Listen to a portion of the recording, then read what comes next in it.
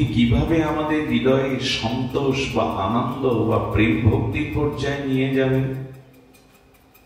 এখন প্রায়শ মানুষ এখন এই কথাই বলছেন, তাদের উপলব্ধিতে আসছে ভগবানে মন দিতে চায়, কিন্তু মন তো দুর্বার, মন তো বহির্মুখ, মন তো ভগবানে যেতে চায়।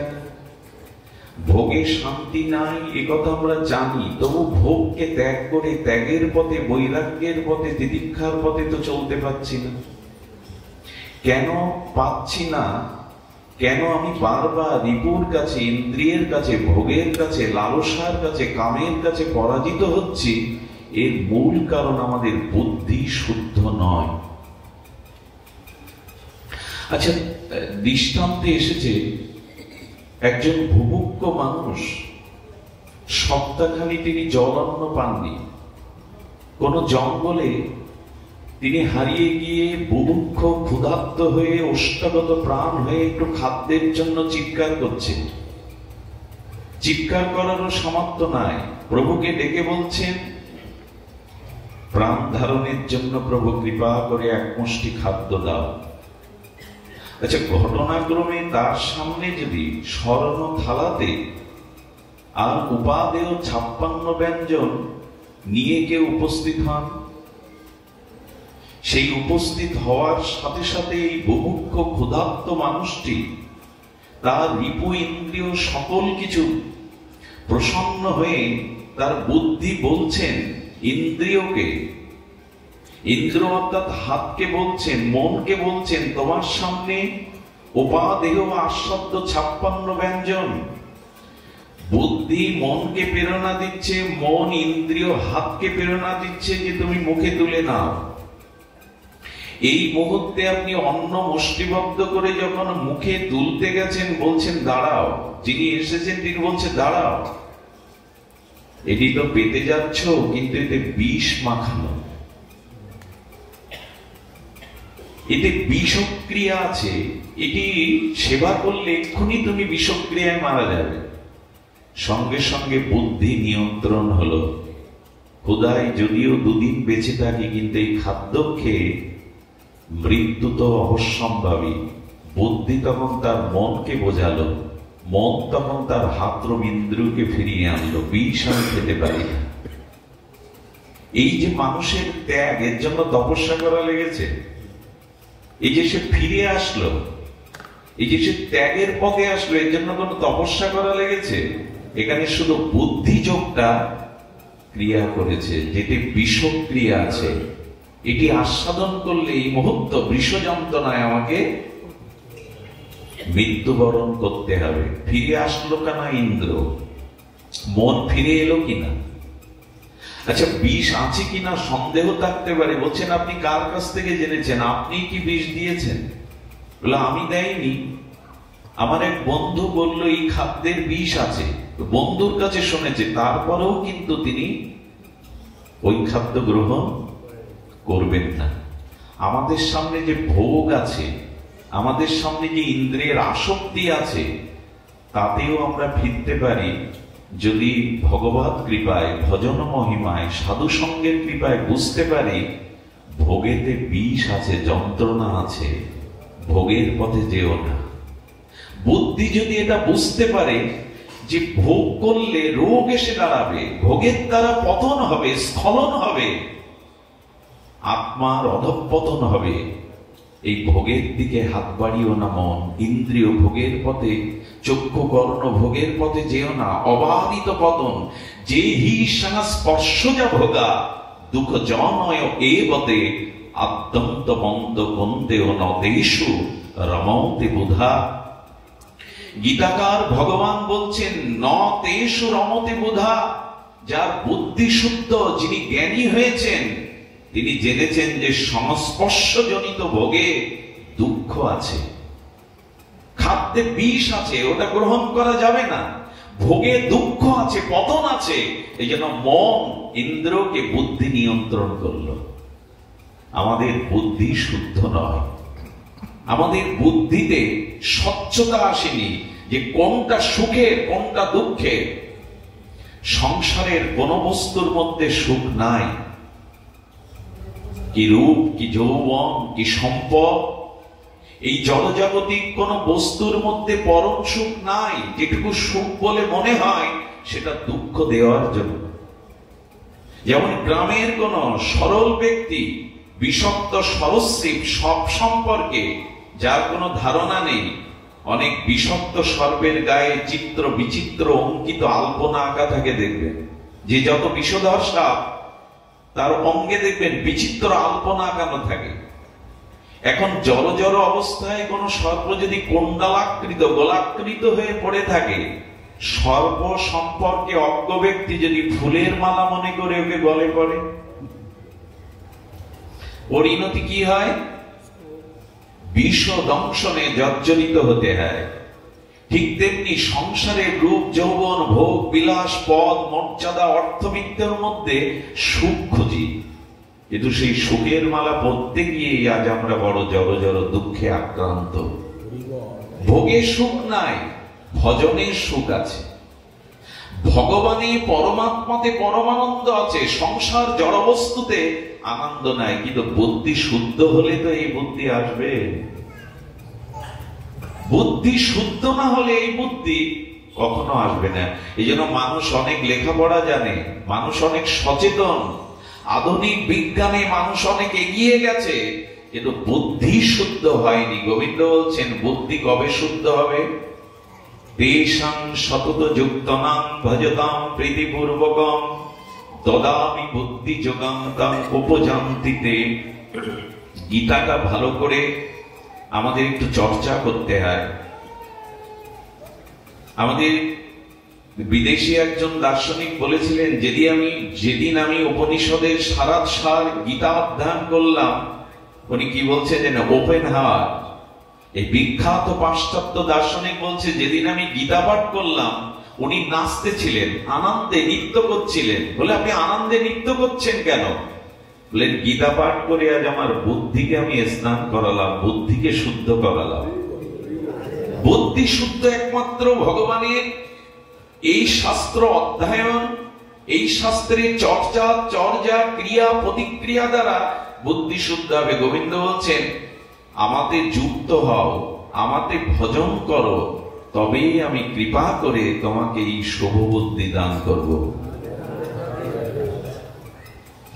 তেষাং সতত যুক্তনাম ভজতাম প্রীতিপূর্বকম দদামি বুদ্ধি যোগাম। বুদ্ধিটা আমি তোমাকে দেব।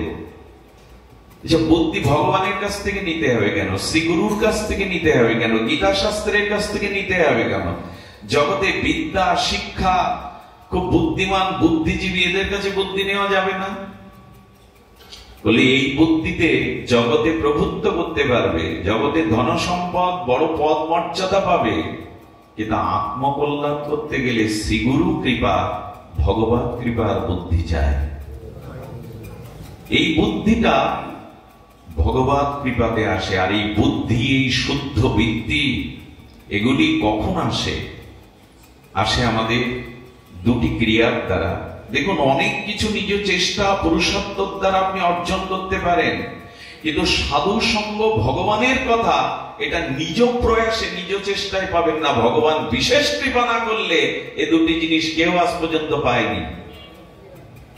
আপনি কর্মের দ্বারা, চেষ্টার দ্বারা, প্রয়াসের দ্বারা, পুরুষার্থের দ্বারা অনেক কিছু লাভ করতে পারেন, কিন্তু সাধু সঙ্গে হরি কথা এটি ভগবানের বিশেষ কৃপা না হলে কেউ লাভ করতে পারেন না। এই দুটি প্রভুর বিশেষ কৃপা হবে তবে আপনি পাবেন।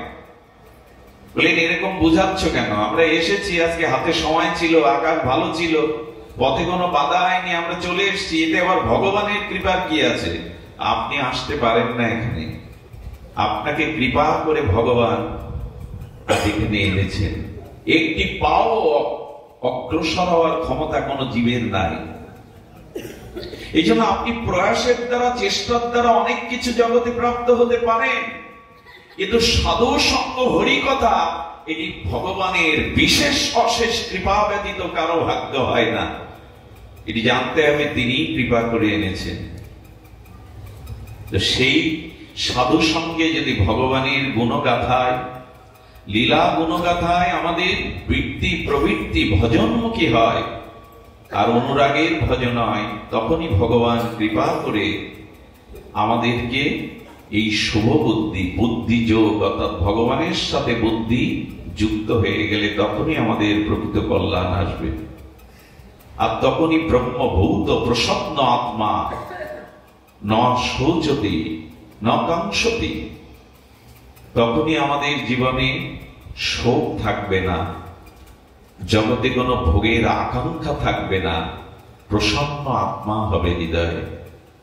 এই জন্য যারা ভগবানের ভজন করতে বসেছেন তারা এত প্রশান্ত আত্মা কেন, তারা এত চিরায়ত শান্তির আশ্রয়ে আসে কেন?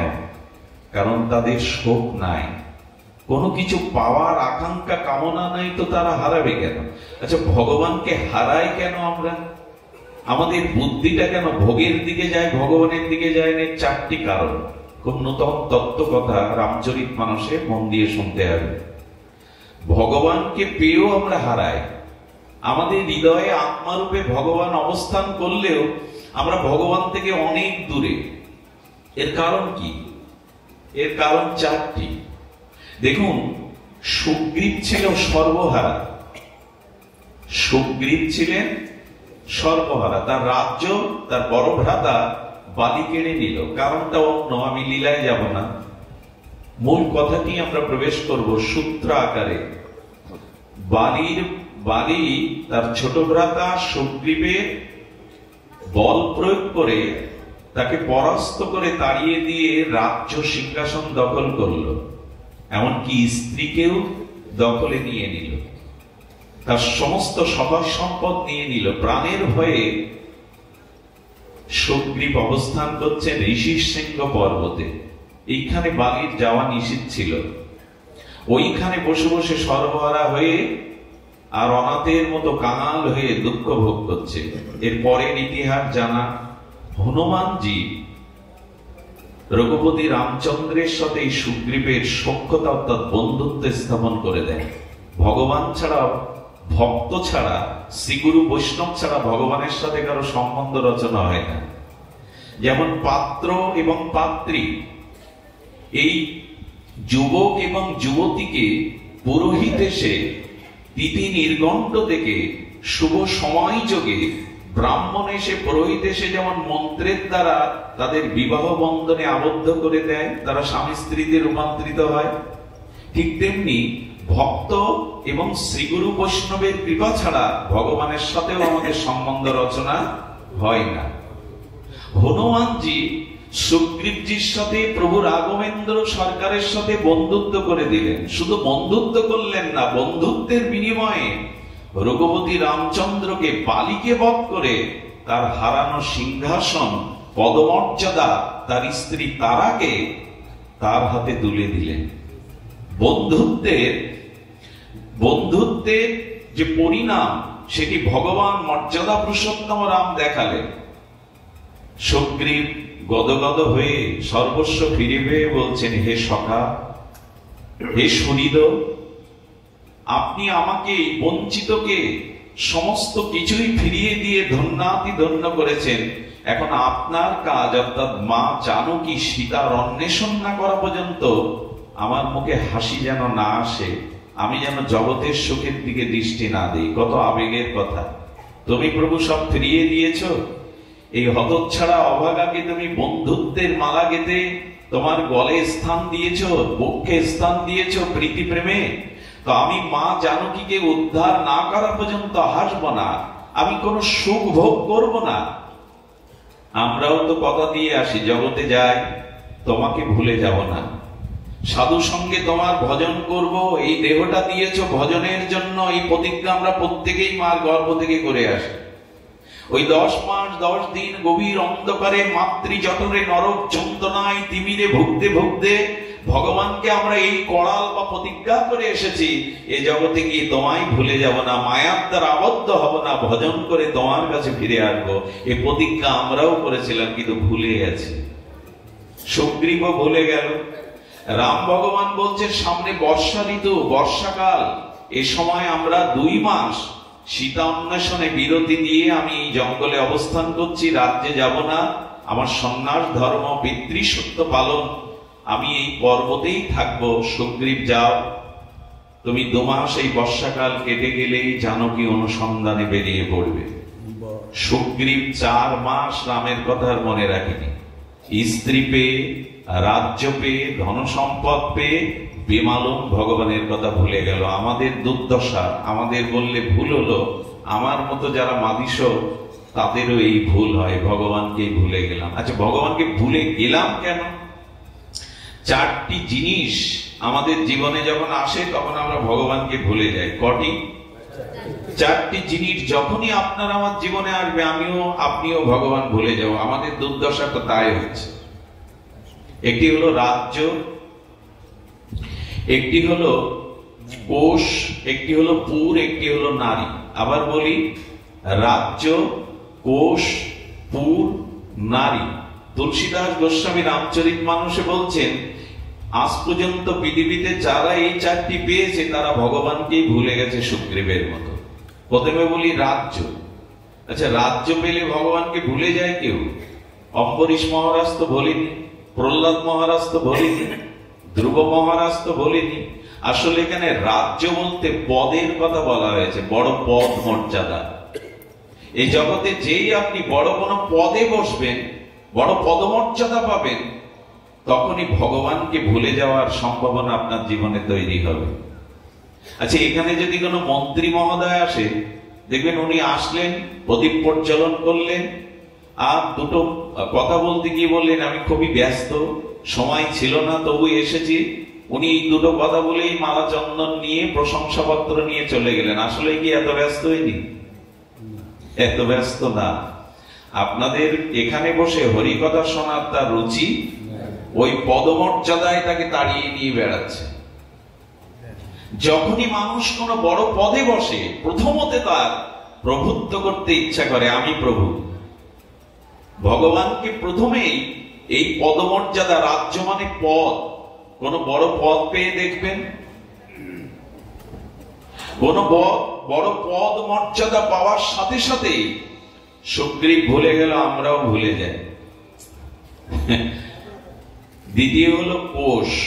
কোষ মানে, তুলসীদাস বলছেন, প্রচুর। কোষ মানে প্রচুর অর্থ সম্পদ যদি কেউ পেয়ে যায়।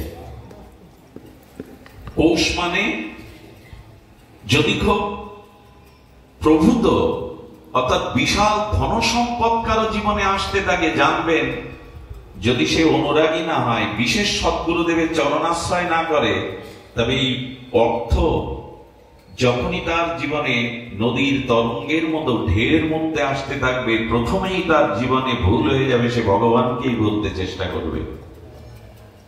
এর একটি কারণ আছে, ধনমদ বলে একটা কথা আছে। মদ খেলে যেমন মানুষ স্বপরিচয় ভুলে গিয়ে মাতলামি করতে থাকে, তেমন ধন আসলে ধনের একটা মতমত্ততা, সেটা ভোগের দিকে স্পৃহা চলে যায়।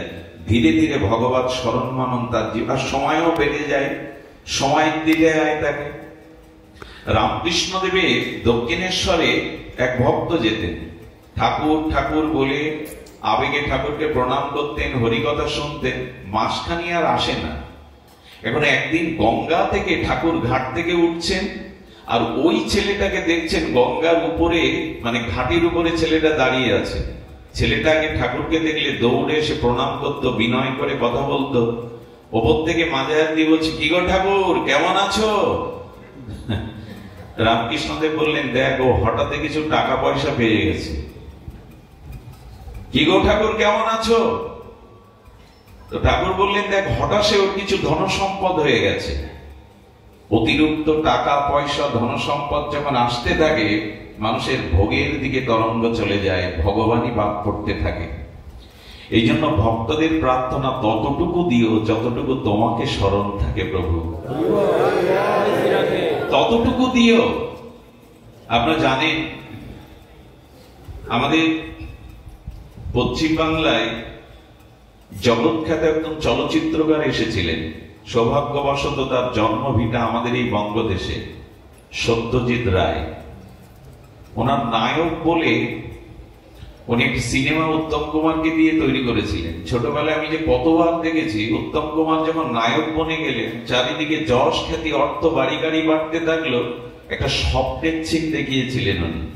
সেই স্বপ্নেতে দেখছে টাকা উড়ে উড়ে পড়ছে উত্তম কুমারের গায়ে, ওই টাকার স্তূপের মধ্যেও ডুবে যাচ্ছে, বাঁচাও বাঁচাও বলে চিৎকার করছে। অতিরিক্ত ধন সম্পত্তি এলে যদি ভগবত ভজন না থাকে, সাধুগুরুর সেবা ভাবনা না থাকে, তবে জানবেন এই অর্থ ভগবান আপনাকে ভুলিয়ে দেবেই দেবে। অর্থ আসুক, অর্থটা যদি ভগবত কর্মে অর্থাৎ ভজন কর্মে, অর্থ আসছে আপনার ভজন হচ্ছে, পতনের সম্ভাবনা নাই। অর্থ যদি মঙ্গল কাজে, দশের কাজে, কল্যাণের কাজে, সাধু বৈষ্ণব ভগবত সেবার কাজে লাগে, তখন ওই অর্থ পতনের কারণ হয়ে দাঁড়ায় না। রাজ্য, কোষ, দ্বিতীয় হলো পুর। খুব মন দিয়ে শুনতে হবে, আমাদের ভগবান ভুলে যাওয়ার এই চারটে হলো, এই চারটেই হলো ভগবানকে ভুলে যাওয়ার মন্ত্র। পুর মানে সংসার, দেহ, গেহ।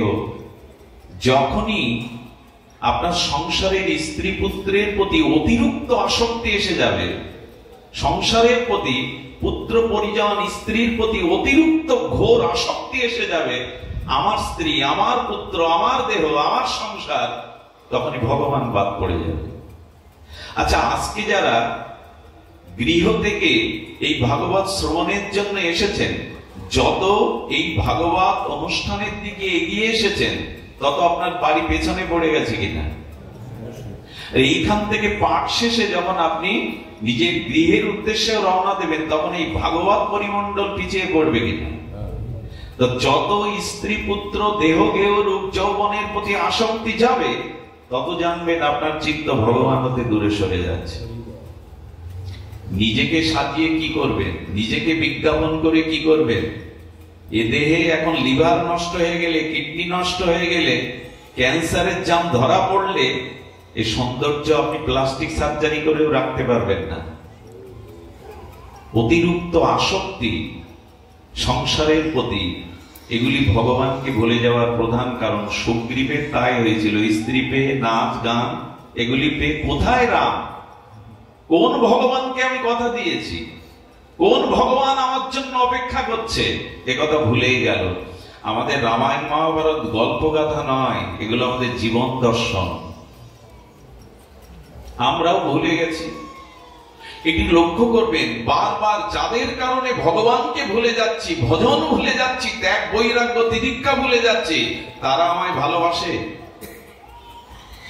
বাড়ি আমি ভালোবাসি, বাড়ি আমাকে ভালোবাসতে পারে না। ইট কাঠ জড় বস্তু কারো ভালোবাসার কারণ হয় না। আমি অর্থ ভালোবাসি, কিন্তু অর্থ আমায় ভালোবাসতে পারে না, ওটা জড় পদার্থ। যে ভগবানকে ভালোবাসলে এক পায়ে গিয়ে গেলে তিনি হাজার পায়ে গিয়ে আসেন, তাকেই ভালোবাসলাম না। খুব বুদ্ধিমানের কাজ। আমাদের বুদ্ধি খুব শুদ্ধ। এই দেহটা চিতায় একদিন পোড়াতে হবে, একমুষ্ট ছাই হবে, কথা কে না জানে? মাটির নিচে দিলে অসংখ্য কীট আমার দেহটা কুড়ে কুড়ে খাবে।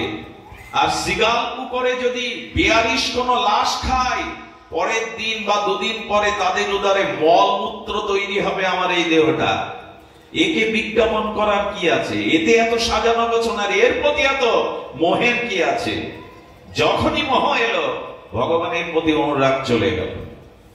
এগুলো শুনি বটে, কিন্তু আমাদের ওই যে ভজন না করলে এ বুদ্ধি আসবে না।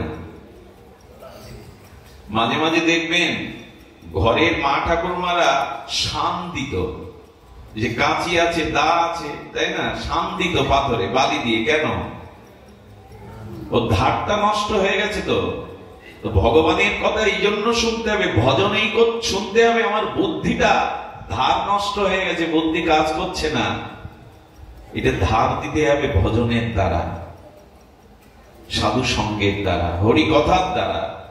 এই জন্য অতিরিক্ত আসক্তি জীবনে পতনের কারণ। ফেসে যেতে হবে। সব থেকে বড় দৃষ্টান্ত বহুবার দিয়েছি, উড়নাব, মাকড়সার জাল। মাকড়সা কি করে জানেন? ঈশ্বর ওদের একটা প্রভূত শক্তি দিয়েছেন। ওরা গাল থেকে লালা সৃষ্টি করতে পারে। ওই লালা বাইরে শিল্পের মতো জাল বুনতে পারে, আবার ওই জালটা ভেতরে গ্রহণ করতে পারে। ভগবান যেমন সৃষ্টি করে, স্থিতি পালন করে, আবার মহাপ্রলয় ভূত করতে পারে। মাকড়সার মধ্যে লালা আছে, জাল সৃষ্টি করে, আবার ওই লালাটা জালটা নিজের ভিতরে গ্রাস করে নিতে পারে। আচ্ছা, মাকড়সার জাল বনে কেন বলুন? সুখে থাকবে বলে। আমরা ঘর বাঁধি তো, ওরা জাল বনে রাজত্ব করবে বলে, সুখে থাকবে বলে। কেমন শিল্পের মতো সুতো দিয়ে জাল করে, ও আপনি আমি পারবো না। নিখুঁত ভাবে জাল বনে, আর ওর মধ্যেও রাজত্ব করতে থাকে, বাচ্চা পাড়ায়, সুখেই থাকবো। একদিন কি হয় জানেন? ওই সুখের জালে আটকে ওই মরে যায়। চারিপাশে তাকিয়ে দেখুন, দৃষ্টান্ত পাবেন। ঘরের কোণে তাকিয়ে দেখুন, ওই সুখের রাজ্যে ও শুকিয়ে মারা যায়। আর যাদের সুখের জন্য জাল বনেছিল তারা কি করে জানেন? ওই মাকড়সার মধ্যে যে পদার্থগুলো আছে শরীরের, কুড়ে কুড়ে খায়। কোন শুকনো মরা মানে মাকড়সার গায়ে হাত দিয়ে দেখবেন ওর ভেতরে কোনো বস্তু আর বাকি নেই। যাদের জন্য করেছিল তারাই করে করে খায়। এ সংসারে কারা ব্যথা দেয়, কারা দুঃখ দেয়, কারা আমার কাছ থেকে সব কেড়ে নেয়? যাদের জন্য জীবন যৌবন উৎসর্গ করে দিয়েছে। এই জন্য ঠাকুর মশাই বললেন, স্ত্রী পুত্র বান্ধব যত, মরি যায় শত শত, আপনারে হও সাবধান।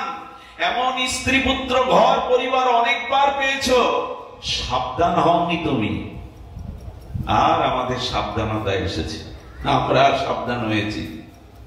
এই জন্য অতিরিক্ত পুর অর্থাৎ দেহ গেহ স্ত্রী পুত্র পরিবার আছে আছে, কর্তব্য করতে হয়, টাকা রোজগার চাকরি ব্যবসা করতে হয়, ওদের দায় দায়িত্ব পালন করতে হয়। কিন্তু অতিরিক্ত আসক্তিতে মিশতে যেও না, ফাঁদে পড়ে যাবে। ফাঁদে তো পড়েই গেছে। সুধীজন, চতুর্থটা হলো নারী। কটা বলা হলো? রাজ্য, কোষ, পুর, নারী। এখন নারী শব্দের অর্থ কি মায়েরা? তা নয় মা। নারী ভগবানকে ভোলা। এখানে নারী শব্দের অর্থ শুধু মায়েরা মেয়েরা না, খুব ধ্যান দিতে হবে। নারী শব্দটা শুধু মেয়েরা মায়েরা না। এখানে নারী শব্দের অর্থ করেছেন, দেখুন, নারী এই শব্দের অর্থ করেছেন হলো কাম। এখানে নারী বলতে শুধু মেয়েদের মায়েদের বোঝানো হচ্ছে। নারী শব্দের অর্থ হলো কাম। যেখানে কাম সেখানে রাম থাকতে পারে না, যেখানে রাম সেখানে কাম এসে দাঁড়াতে পারে না। দিন রাত একসাথে হয়তো, রাতে কি সূর্য উদয়ের সম্ভাবনা আছে আকাশে? এখন যেখানে কাম সেখানে রাম নাই, আর যেখানে কাম সেখানে রাম এসে দাঁড়াতে পারে না। এখানে এখন রাম কথা হচ্ছে, এই জন্য আমাদের কারো মনে এখন কাম স্থান পাচ্ছে না। এই জন্য নারী শব্দের অর্থ হলো কাম। পুরুষ বা নারী হোক, যদি দেহ ভোগের কামের পর্যায়ে কেউ চলে যায় আসক্তিতে, জানবে পৃথিবীর সব থেকে বড় ভগবানকে ভুলিয়ে দেওয়ার এটাই হলো যন্ত্র, কাম। আর মানুষটা এখন আমরা ছুটছি। আশ্চর্য হতে হয়। কেউ যদি আমাকে বলে দাদু কেমন আছেন, আমার ভেতরে রাগ হয় যে আমি কি দাদুর মতো এত বুড়ো হয়ে গেছি? আরে ভাই বল, তার মানে এখনো অনেক কামনা আর ইচ্ছা আছে বলেই তো বুড়ত্ব মেনে নিতে চায় না। 70 বছর বয়স হয়েছে, ব্রতের মাস, চুলকালি করতে হবে। আচ্ছা, এর মানে কি বলুন তো? 70 বছরের বৃদ্ধ চুলকালি করবে কেন? এর মানে কি বলুন? তার মানে ও বোঝাতে চাইছে আমি এখনো শেষ হয়ে, আমার এখনো সামর্থ্য আছে ভোগে।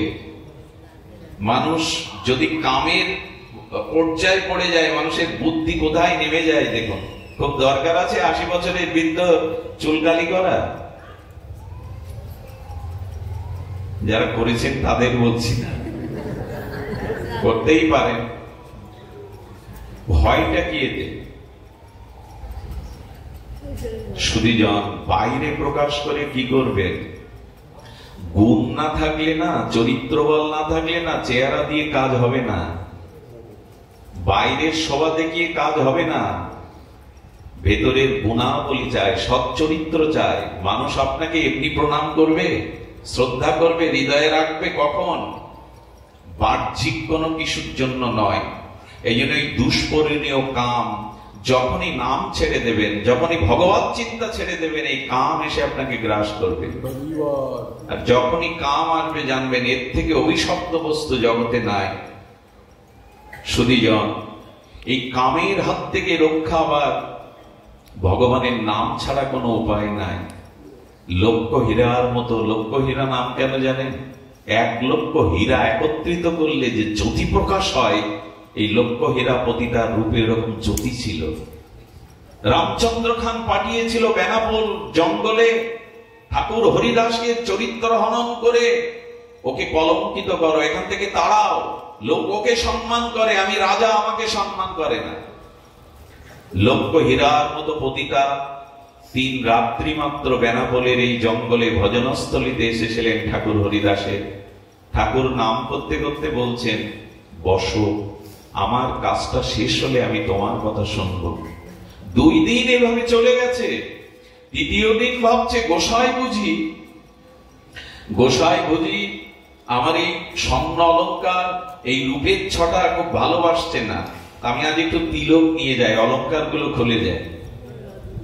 তিলক নিয়েছেন, গেরুয়া রঙের শাড়ি পরেছেন, আর উনি তুলসী বড় ভালোবাসেন, এসে তুলসীকে প্রণাম করে বসেছে। হরিদাস মনে মনে আনন্দ পাচ্ছেন, প্রভু তোমার নামের কৃপায়, প্রার্থনা কৃপায় ওর অনেকটা সংশোধন হয়ে গেছে, বাকিটুকু করে দাও, বাকিটুকু করে দাও। ভোরের আলো ফোটার সাথে সাথে লক্ষ হীরার চিত্তে কাম চলে গেল, এই সাধুর সর্বনাশা চিন্তা চলে গেল। হরিনামের আনন্দ লহরীতে হৃদয়ে প্রেমানন্দে বলে উঠল, ঠাকুর অনেক নেচেছি, অনেক গিয়েছি, হরিনামে এত আনন্দ পাইনি, তুমি কৃপা করে আমাকে সেই আনন্দ দাও, আমি ওই আনন্দ চাই। কাম চলে গেল, রাতের অন্ধকারে লক্ষ হীরার কাম চলে গেল। নামের মহিমা। এই জন্য ভগবানের ভজন না থাকলে কাম এড়াতে পারবেন না, কাম এসে ঘিরে ধরবে। সুধীবৃন্দ, এই জন্য অতিরিক্ত পদমর্যাদা যদি পান, পেতে পারেন নিজের যোগ্যতায়, যদি বহুবিধ অর্থের মালিক হন, আর যদি সংসারের স্ত্রী পুত্র থাকে, আর যদি এই জগতে তো কাম নিয়ে তৈরি, আমাদের মধ্যে কাম থাকবে, কারণ কামনা থেকেই আমাদের সৃষ্টি, আমাদের জন্ম হয়েছে পিতামাতার কাম থেকে, এই জন্য আমাদের মধ্যে এটা থাকবে। কিন্তু এইগুলোকে নিয়ন্ত্রণ করতে গেলে অবশ্যই বুদ্ধি শুদ্ধ করা দরকার। আমি শুরু করেছিলাম বুদ্ধি যোগ দিয়ে, বুদ্ধিটা ভগবানের সাথে জুড়ে দিন, না হলে রক্ষা পাওয়া যাবে না। দদামি বুদ্ধি যোগম, ভগবান বললেন এই বুদ্ধি যোগ, আমার ভজন করো, আমি তোমায় বুদ্ধি দিয়ে দেব।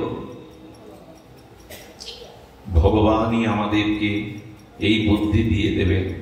সুগ্রীবের মতো আমরা যেন এই 4টি জিনিসে ভগবানকে ভুলে না যায়। ভগবানকে তো ভুলতে ভুলতে কত জন্ম কাটিয়েছি। দেখুন, আমি ভুলি ভগবানকে, কিন্তু ভগবান আমায় ভুলেন না।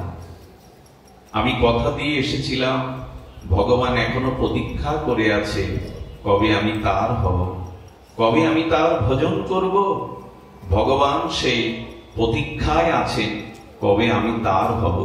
এই জন্য শ্রীমদ্ ভাগবত গীতা আমাদের এই বুদ্ধিযোগী দান করবেন। ব্রহ্মভূত প্রসন্ন আত্মা, আমাদের আত্মাটা তখনই প্রশান্ত আত্মা হবে যখন আমাদের এই কামনা থাকবে না, শোকও দূরে যাবে। শোক, তাপ, কামনা তখনই আসে। দেখুন, আমাদের জীবনে সব থেকে বড় কথা, ভগবানকে কেন স্মরণ নেবেন? শ্রীদাম পন্থ, একটা ভক্ত লীলা শুনুন, অদ্ভুত লীলা। আমি তো ভাবছি এই লীলাকে আর বারবার আনন্দে উদ্দোলিত হচ্ছে। শ্রীদাম পন্থ, ইনি ছিলেন মহারাষ্ট্রের একজন সেনাপতি, এক মুসলিম নবাবের, বাদশাহের সেনাপতি। সেনাপতি থাকলে কি হবে? বড় উদার মন ছিল। আচ্ছা, আপনি মন্দিরে 3 বেলা যান, ভগবানের ভজন করেন, এটাই আপনার প্রকৃত ভক্তের পরিচয়? না ব্যবহারিক জগতে আপনি সুচরিত্র, সুবিচার, লোকের কল্যাণ করেন, এটাই আপনার ভক্তের চরিত্র? কোনটা? মন্দিরে থাকাকালীন? এখানে আমরা সবাই সাধু, এখানে সবাই ভদ্র আমরা, কিন্তু আমার প্রকৃত ভদ্রতার পরিচয়, ভক্তের পরিচয় ব্যবহারিক জগতে প্রতিফলিত হবে।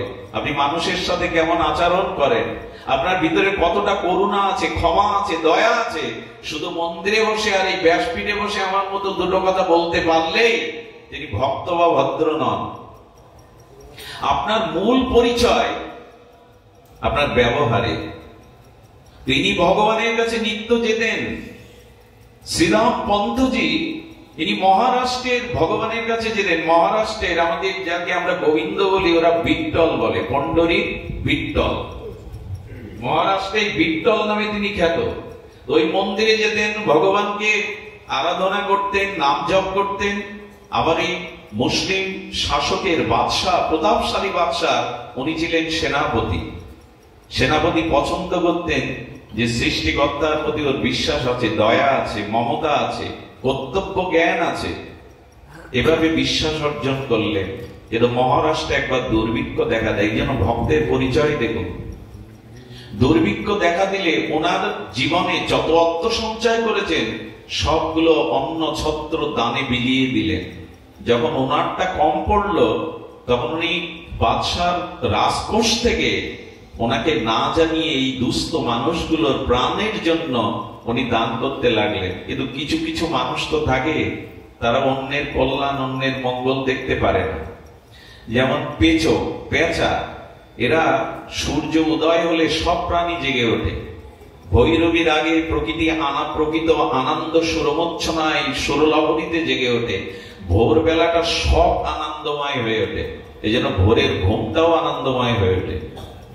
সবকিছু ভোরে দেখবেন, নির্মল ব্রাহ্ম মুহূর্তে আপনি স্নান করবেন, কি জেগে যাবেন, কি বাইরে একটু পদচারণা করবেন, সবকিছু মধুময় লাগবে। ওই সময়টা প্রকৃতিতে পরম স্নিগ্ধতা বিরাজ করে। সুধীবৃন্দ, তেমনি পেঁচা যখন সূর্য কিরণ মালা, অংশমালা জগতে প্রকাশ হয়, ও চোখ ঠিকরে যায়। কারণ পেঁচা দিনের আলোতে দেখতে পায় না, রাতের অন্ধকারে ওদের পথ চলা। এই জন্য সূর্যের আলোকে ওরা অভিশাপ দেয়, গালি দেয়, তিরস্কার করে। তো কিছু মানুষ আছে অন্যের কল্যাণ, অন্যের ভালো দেখলেও তারা ওটা সহ্য হতে পারে না। তো হয়েছে, একজন ওনারই মুসলিম বাদশাকে বলে দিলেন, আপনাকে না জানিয়ে রাজকোষ থেকে শ্রীরাম পন্তজি বহু টাকা উনি মেরে নিয়েছেন, তাকে খবর রাখেন? বলেন, উনি মিথ্যা বলেন না, আমি যতটুকু জানি। তো তুমি যদি প্রমাণ দিতে পারো, উনি প্রমাণ করে দেখলেন, হিসাব করে রাজকোষ থেকে অনেক অর্থ উনি নিয়েছেন কি নিজের ভোগের জন্য? নয়।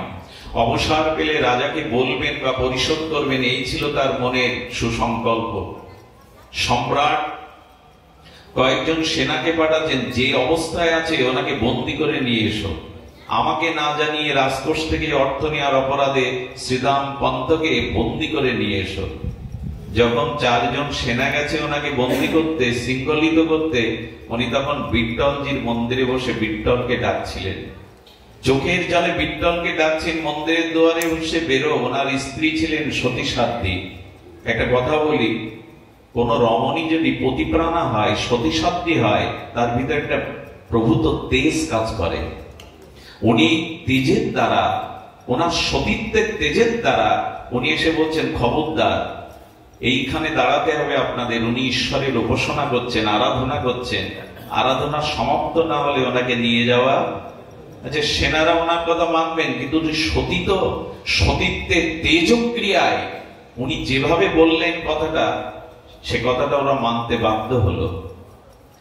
এই জন্য সতী সাধ্বী কুলবতী রমণী যারা, তাদের শব্দের মধ্যে একটা শক্তি সঞ্চার থাকে। যারা ভজন করে তাদের মধ্যেও একটা বাক্যের মধ্যে একটা শক্তি সঞ্চারিত হয়। একে তেজ বলে, আধ্যাত্মিক তেজ। তাদের সামনে অন্যায় কর্ম করতেও অনেক বড় বড় মানুষরা শঙ্কিত হয়, এর সামনে এই কাজ করা যাবে না। ভজনের তো একটা প্রভাব থাকবে, সতীত্ব একটা প্রভাব থাকবে। সেই সতীর তেজক্রিয়া বাক্যের দ্বারা ওরা স্থিমিত হয়ে প্রার্থনা করে চোখের জলে যখন শ্রীরাম পন্তজি বেরোলেন, তখন শৃঙ্খলিত করে ওনাকে নিয়ে যাওয়া হচ্ছে।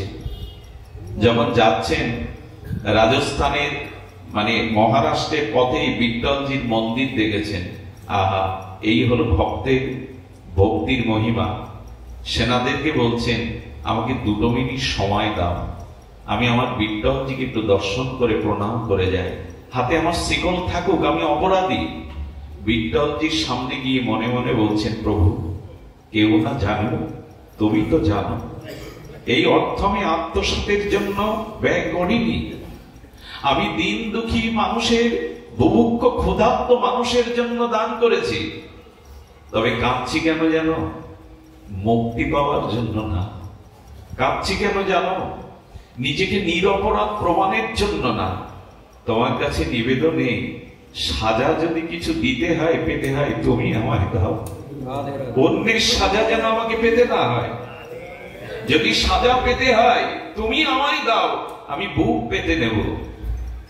ভক্ত তো এরকম প্রার্থনা ভগবানের কাছে, চোখের জলে বুক ভিজিয়ে তার পুণ্ডরী কে যখন এভাবে বিদ্যাঞ্জিকে ডেকেছেন, ভগবানের হৃদয় বিগলিত হয়ে গেছে। একটা কথা বলি, ভগবান সবকিছু সহ্য করতে পারে, উনি তো ধীর গম্ভীর, কিন্তু ভক্তের চোখের জলটা ভগবানের হৃদয়কে উতাল পাতাল করে দেয়। ভগবান বড় বিগলিত হয়ে যায়। ভক্তের চোখের জলে এমন ক্ষমতা আছে, ভগবানকে বিগলিত করে দেয়, উচ্ছ্বসিত করে দেয়। ভগবান স্থির থাকতে পারেন না। সুধীজন, ওনাকে মন্দির থেকে বেরিয়ে আসার পরে যখন নিয়ে যাওয়া হচ্ছে, এর মধ্যে কি হয়েছে জানেন? সাক্ষাৎ গোবিন্দ ব্যক্তির রূপ ধরে ওনার বহু আগে পৌঁছে গেছেন এই বাদশার কাছে। বাদশাকে কি বললেন, আমাকে শ্রীধাম পন্থজি পাঠিয়েছেন, উনি রাজকোষ থেকে যা অর্থ নিয়েছেন পরিশোধের জন্য আপনার কাছে আমার দ্বারা পাঠিয়েছেন, আপনি গ্রহণ করুন, আপনি গ্রহণ করুন। উনি যে পাত্রে ওই এনেছেন, সে পাত্র উজ্জ্বল আলোয় ভরে গেছে, চিকমিক করছে। বলছে আছে কি ওর মধ্যে? বলে আপনি নিজে দেখুন। খানজানিকে যিনি এই অর্থ হিসাব রক্ষক, তার কাছে বললে দেখেন, বলে এই তো সব মোহর। বলে একটাও আমাদের রাজকোষে নেই এত দামি মোহর। বলে সবটুকু নিয়ে নিন, আমাকে শ্রীমন্তজি পাঠিয়েছেন, আপনি সবটুকু নিয়ে নিন। রাজা লক্ষ্য করছে, অনেক মানুষ দেখেছে, কিন্তু এমন মানুষের সৌন্দর্য তো চোখে পড়েনি কখনো। কণ্ঠ এত মধুর হতে পারে, চোখ এত পদ্মের কোষের মতো হতে পারে। ওকে দেখে আমার এত আকর্ষণ হচ্ছে কেন? ওকে দেখে কেন আমার এত ভালো লাগছে? বলো তুমি ওর কি হও? কি হয় জানেন? আমি শ্রীমন্তজির দাস। আমি ভগবানকে ভালোবাসুন, ভগবান আপনাকে দাস, ভগবান আপনার দাস হয়ে তিনি আপনার প্রভু হবেন। দেখুন এই জগতে আপনি যার বারে মজুরি খাটেন না, যার দাসত্ব করেন, সে আপনার উন্নতি চায় বটে, কিন্তু কোন মালিক কি চায়, কোন মহাজন কি চায় দাস আমাকে ছাপিয়ে যায়? কোনদিন চায় না। কিন্তু ভগবান বলছে, যে আমার ভক্ত হয় আমি তার দাস হয়ে তাকে আমি মাথার মুকুট করি, আমি দাস হই তাকে আমার মাথার মুকুট করি। ভক্ত মেরা মুকুটমণি, মে ভক্ত কা দাসু। ভগবান বললেন, ভক্ত আমার মাথার মুকুটমণি, আমি ভক্তের দাস হয়ে যাই। সুধীজন, তাকে ভালোবাসলাম না আমরা। সম্রাট বাদশাহ তখন বলছেন, তোমার মতো মানুষ আমি তো দেখিনি। সুধীবৃন্দ বললেন, এবার অনুমতি দিন, আমি ফিরে যাই। অনুমতির পরপরই যখন ফিরে গেলেন, সঙ্গে সঙ্গে 4 জন সেনা এই শ্রীপান্তজিকে, শ্রীরাম শ্রীপান্তজিকে যখন হাত বেঁধে আনছে, বলে করেছো কি তোমরা? আরে ওকে হাত বেঁধেছো কেন, জানো না তোমরা? ওর দাসকে দিয়ে ও যা পাঠিয়েছে, আমার রাজকোষেও সে সম্পদ নাই। শ্রীরাম পান্তজি বাদশার দিকে তাকিয়ে আছেন, মনে করছে ঠাট্টা করছে। বলো, শ্রীরাম পান্ত বলো না, তুমি এই দাসটাকে কোথায় পেয়েছো? এমন দাসকে কোথায় পেয়েছো তুমি? বলে কি বলছেন বাদশাহ, আমার তো কোনো দাস নাই। বলে একটু আগে এই দেখো, তুমি রাজকোষ থেকে যা নিয়েছো আমি ভুল বুঝেছিলাম। এই যে মানুষের সেবায়, মানুষের কল্যাণে তুমি দান করেছো, ভুল বুঝেছিলাম। তোমার দাসকে দিয়ে পাঠিয়ে তো দিয়ে গেছো। আর দাঁড়ায় মিটানে লুটিয়ে পড়লেন, প্রভু তুমি এত করুণাময়, এত দয়া তোমার। এই হলো আমাদের ভগবান। ভক্তের সব থেকে বড় পরিচয় কি জানেন? অন্যের প্রতি দয়া, জীবের প্রতি করুণা। এইটা ভগবান বড় বিগলিত হয়ে যায়। সুধীবৃন্দ, মন্দিরে ভগবানকে দেখেন, অথচ মানুষের হৃদয়ে ভগবান আছেন এটা দেখেন না আপনি। এটা আপনার ক্ষুদ্র, এটা আমার ক্ষুদ্র দৃষ্টি। মানুষের হৃদয়ে ভগবান আছেন এটা দেখে কাউকে কাঁদাবেন না, কাউকে আঘাত করবেন না। মানুষকে সম্মানের এই জায়গা মহাপ্রভু দিয়ে গেছেন, জীবকে সম্মান করো। দেখুন, এই বুদ্ধি শুদ্ধ না হলে হয় না। 8 বছর বয়সে ভাগবত শুনতে শুনতে আমাদের মদন ঠার, বৃন্দাবনে একটি নিকুঞ্জ আছে, কি নাম? মদন ঠার। এই মদন ঠারে চলে গিয়েছিলেন 8 বছরের একটা বালক বলা যায়। ভাগবতে শুনেছিলেন বৃন্দাবনে নিকুঞ্জ প্রেম মন্দিরে আজও রাধা মাধবের লীলা হয়। বুদ্ধি শুদ্ধ কেন হয় ভাগবতে গেলে? বিচার শুদ্ধ কেন হয় ভাগবতে গেলে? কারণ ভাগবত এমন একটি দর্শন যা আমাদের বুদ্ধিকে শুদ্ধ করে দেয়, নির্মল করে দেয়, আমাদের বুদ্ধিকে অবগাহন করিয়ে দেয়। গায়ে ময়লা মাটি আবর্জনা অশুদ্ধতা থাকলে যেমন পুত সলিলে স্নান করলে আমরা পবিত্র হয়ে যাই, শুদ্ধ হয়ে যায়, স্নিগ্ধ হয়ে যায়, তেমন এই ভাগবত কথামৃত দিয়ে যদি কেউ স্নান করতে পারে তার বুদ্ধি নির্মল হয়ে যায়, শুদ্ধ হয়ে যায়। উনি ভাগবত শুনে 8 বছর বয়স থেকেই উনি ব্রজে চলে গেছেন। আর ব্রজে গিয়ে তার কাজ কি জানেন? এই মদন ঠোরে প্রিয়া প্রীতমের কুঞ্জে উনি শুধু একটাই মন্ত্রে, হে রাধে, হে প্রাণনাথ দেখা দাও। হে রাধে, হে প্রাণনাথ মন্ত্র জানে না, শাস্ত্র জানে না, লেখাপড়া করতে তো অবসর পায়নি। 8 বছর বয়স ত্যাগ করে বৃন্দাবনে চলে গেছেন। আজ বয়স পরিণত হয়েছে, বৃদ্ধ অবস্থায়, কিন্তু ক্ষতি একটা কি লাভ একটা জানি না। চোখের জলে কাঁদতে কাঁদতে প্রিয়া প্রীতমের শ্যাম শ্যামার জন্য চোখটাই অন্ধ হয়ে গেছে। ওনার এখনো নাম আছে অন্ধ বাবা, মদন ঠারের অন্ধ বাবা বলে পরিচিতি। এই মদন ঠারের নিকুঞ্জ মন্দিরের দুয়ারে বসে অন্ধ হয়ে গেলে তো আর পথ চলতে পারে না। কোন ব্রজবাসী কেউ যদি মাধুকরী দেয়, ওই মাধুকরী একটু সবজি রুটি পেয়েই ভজন করে, আর একটাই ভজন, হে রাধে, হে শ্যাম সুন্দর, আমি অযোগ্য, আমি ভজন জানি না, কবে দর্শন পাবো। ঘটনাক্রমে একদিন রাধারানী এবং শ্যাম সুন্দর এই ব্রজ নিকুঞ্জ মন্দিরের পথ দিয়ে যাচ্ছিলেন, আর সেই মদন ঠারে বসে অন্ধ বাবাজি বারবার বলছেন, হে রাধে, হে করুণাময়ী, হে শ্যাম সুন্দর, আর কবে করুণা হবে, আর কবে কৃপা হবে। আরতিতে, হৃদয়ের আরতিতে ডেকে চলেছেন। হঠাৎ করে রাধারানী বললেন, শ্যাম, শুনতে পাচ্ছ? কে যেন চোখের জলে তোমায় আমায় ডাকছে। গোবিন্দ বলছেন, আমার কানে তো আসেনি, একটা কথা বলি, হা রাধে বলে যদি চোখের জলে হৃদয়ের আরতিতে একবার ডাকতে পারেন, গোবিন্দ না শুনলেও রাধারানীটা শুনবে, রাধারানীটা শুনবে। রাধারানীর চিত্তটা বড় বিগলিত চিত্ত। এই জন্য তো গৌরীয় বৈষ্ণব রাধা কুণ্ডবাসী বাবাজিগণ তাদের মুখে হা রাধে মন্ত্র। আমাদের রঘুনাথ দাস গোস্বামী 16টা বছর পুরী ধামে লীলাচলে মহাপ্রভুর সান্নিধ্যে ছিলেন, কিন্তু 16 বছর মহাপ্রভুর অপকটের পরে শ্রীধাম বৃন্দাবনে রাধা কুণ্ডে গিয়ে তখন আর গৌর নাই, তখন আর কৃষ্ণ নাই। নিশিদিন সমস্ত বিষয় ত্যাগ করে রঘুনাথ দাস গোস্বামীর একটাই হাহাকার, হে রাধে, তুমি বিনা মোর কেহ নাই, হে রাধে, তুমি বিনা মোর কেহ নাই। ওই মন্ত্র আজও কোন শুদ্ধ ভক্ত যদি রাধা কুণ্ডে গভীর নিশীথে কান পাতে, আকাশে বাতাসে আজ ওই মন্ত্র ধ্বনিত হয়, তবই বাষ্পী ন জীবাবি তোয়া বিনা, হে রাধে, তুমি বিনা মোর কেহ নাই, হে রাধে, তুমি বিনা মোর কেহ নাই।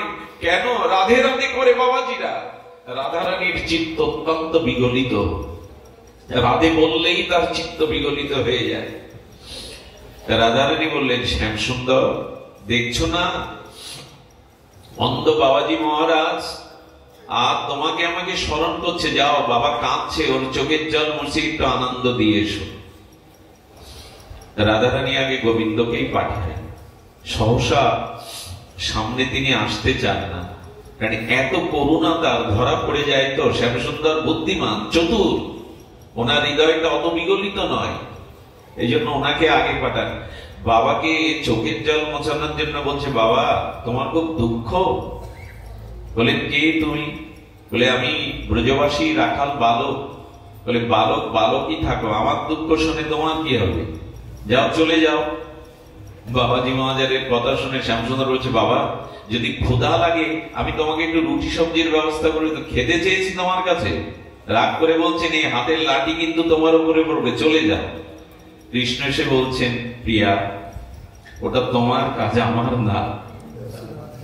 ওটা তোমার কাজ। আমি তো তার রাধারানী একটু মানিনী হয়ে বললেন, চোখের জল মোছাতে পারো না, কারো দুঃখ ঘোচাতে পারো না? বলেন, এই দেখো আমি বাবাজি দুঃখকে দূর করছি। রাধারানীর কণ্ঠ, রাধারানীর স্নিগ্ধ অঙ্গের বাতাস যদি কারো লাগে আর দুঃখ থাকে গো, সূর্য উঠলে আর আধার থাকে? রাধারানী এসে একবার কেবল ডেকেছে, বাবা। বাবা তুমি কাঁদছো কেন? হাসাবার জন্য। বললে, কি বউ হারিয়ে ফেলেছ? বাবাজি এত বিরক্তি, কিন্তু এই মধুর কণ্ঠে এই কথাটা শুনে বলে, লাডলি বাবাজিদের বউ থাকে? তোমার মনে হয় আমি বউ হারিয়ে গেছি? এক কথায় গোবিন্দ বলছেন, বলি হারি রাধা তোমার মহিমা।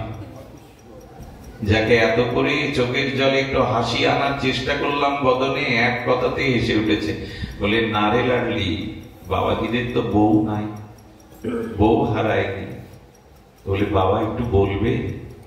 বলে, যাকে হারিয়েছি তাকে দিতে পারবে তুমি? কত জন্ম তুমি তাকে হারিয়ে পথে ঘুরছি। আমার রাধারানীকে দাও না, আমার প্রেমময়ীকে দাও না। যদি দাও, যদি আমাকে সুখ আনন্দ দিতে চাও, আমার রাধারানীকে দাও। রাধারানী আর সহ্য করতে পারলেন না। রাধারানী সঙ্গে সঙ্গে তার কোমল করপল্লবটি বাবাজির চোখে হাত বুলিয়ে দিলেন। দৃষ্টি পেয়ে দেখছে সামনে শ্যামসুন্দর মদন মোহন, তার প্রিয় রাধারানী দাঁড়িয়ে। চরণে পড়ে গেলেন, এত করুণা তোমার, এত কৃপা তোমার। 3 দিনের মাথায় রাধারানী তাকে চরণে নিয়েছিলেন, আর রাখেননি জগতে। ঘটনাটা এই কারণে বলা, দেখুন বুদ্ধি শুদ্ধ হয়েছে বলেই তিনি 8 বছর বয়সে শাস্ত্র জানে না, লেখাপড়া জানে না, কোন সিদ্ধান্ত জানেন না, কিন্তু চোখের জল আর হৃদয়ের ব্যাকুলতা, এই চোখের জল আর হৃদয়ের ব্যাকুলতাই তাকে ভগবত প্রাপ্তির দুয়ার খুলে দিল। আমাদের যদি পাণ্ডিত্য না থাকে, অত শাস্ত্র বুদ্ধি না থাকে, ভজন করুন। এই ভজনের দ্বারাই, প্রীতিময় ভজনের দ্বারাই বুদ্ধি শুদ্ধ হবে। আর বুদ্ধি শুদ্ধ হলে তখন আর কিছু চাইব না আমরা। দেখুন ছোট বাচ্চারা পুতুল তৈরি করে, পুতুল খেলার দিনগুলোতে ফিরে যান। আমরা সবাই পুতুল খেলেছি, ঘর বেঁধেছি, বরবধূ সাজিয়েছি, ওদের নিয়ে খেলেছি। আর এই পুতুল খেলতে খেলতে পুতুল ভেঙে গেলে আমরা কেঁদেছি। আচ্ছা, পুতুল খেলা এই বালক বালিকাদের সরল, তাদের কাছে গিয়ে যদি বলেন এই সোনাটা অনেক উন্নত ধাতু মূল্যবান, এই সোনা নিয়ে মাটির পুতুলগুলো আমায় দাও, দেবে তো? দেবে মা? কারণ সোনার মহিমাটা ও এখনো বোঝেনি। এই জন্য ও সোনা বোঝে না, সোনার মহিমা জানে না। ও বলে আমার খেলার পুতুলগুলি দাও। যখন বড় হলো, সোনা এই উন্নত ধাতুতে উপলব্ধি এলো, তখন কি আর মাটির পুতুল খেলবে না, সোনা চাইবে? ঠিক আমার দশাও তাই। আমি মাটির পুতুল নিয়ে খেলছি। এই ভগবান ভজন যে সোনা, আর এই সংসারের খেলা যে মাটির খেলা, এ আমি বুঝছি না। ভজন করলে এই বুদ্ধি বাড়বে, তখন মাটির পুতুল ফেলে দিয়ে সোনাকেই নেবে। আমাদেরও ভজন করলে এই বুদ্ধি বাড়বে, জগতে কিসের জন্য এসেছি, আমাদের জীবনের মূল লক্ষ্য কি। আমাদের মূল জীবনের লক্ষ্য ঈশ্বর প্রাপ্তি, আর কিছু নয়। আর সব গৌণ, মূল লক্ষ্য প্রেম ভক্তির দ্বারা ভগবত প্রাপ্তি। এটাই হলো জীবনের মূল লক্ষ্য। ভগবত প্রাপ্তি হলো সংসার করার জন্য, শুধুমাত্র অর্থবিত্ত ভোগ বিলাস কাটানোর জন্য আমাদের এই জন্ম দেননি ভগবান। ভোগ তো অন্যান্য জন্মেও করেছি আমরা। ভোগ আমরা অন্যান্য জন্মেও হয়ে গেছে, ভোগটা মনুষ্যের জন্মের জন্য নয়। খুব সুখে ভোগ করবো, এতে ভজন হবে না। আমাকে আজ অনেকেই খুব শাসন করছে। গতকাল অন্নকূটে আমি 2 জায়গায় দুপুরে গেছি, ঠিকভাবে স্নান আহারেরও সময় হয়নি। রাতে আপনাদের এখানে কোথায় বাপিদা শ্যামলদা নিয়ে গেছে, কোথায় সেই নবগ্রাম, কোথায় বাড়ি ফিরতে তো রাত 4টে 4:30। আজ আবার এখানে যেতে খুব সুখে থাকলে না আপনাদের দর্শন তো পাওয়া যাবে না, আপনাদের ভক্ত সঙ্গ তো পাওয়া যাবে না। দেহটাকে তো শুকর কুকুর জন্মেও সুখ দিয়েছি, ভোগ দিয়েছি, তো ভোগের জন্য তো এই জন্ম পাওয়া নয়, এটা ত্যাগের জন্ম। দেবতারাও এই জন্ম পান, দেবতারাও এই জন্ম প্রার্থনা করেন, কবে দুর্লভ মনুষ্য জন্ম পেয়ে ভগবান ভজন করতে পারবো, সেই জন্মটা ভোগের পেছনে লাগিয়ে দেব। বুদ্ধি শুদ্ধ হয়নি আমাদের। বুদ্ধি শুদ্ধ হলে ওই শিশু, ওই বালক বালিকা পুতুল ফেলে সোনা নেবে কখন? যখন বয়ক্রমে তাদের বুদ্ধি বৃদ্ধি পাবে, তখন জানবে মাটির মূল্য থেকে সোনার মূল্য অনেক বেশি। শুধুজন এই জন্য বুদ্ধি শুদ্ধ যাতে হয়, এই জন্য আমাদের ভজন করতে হবে। ভজন ব্যতীত আমাদের বুদ্ধি শুদ্ধ হবে না। সুধীবৃন্দ, এই জন্য আপনাদের কাছে শুধু একটু নিবেদন এই যে জীব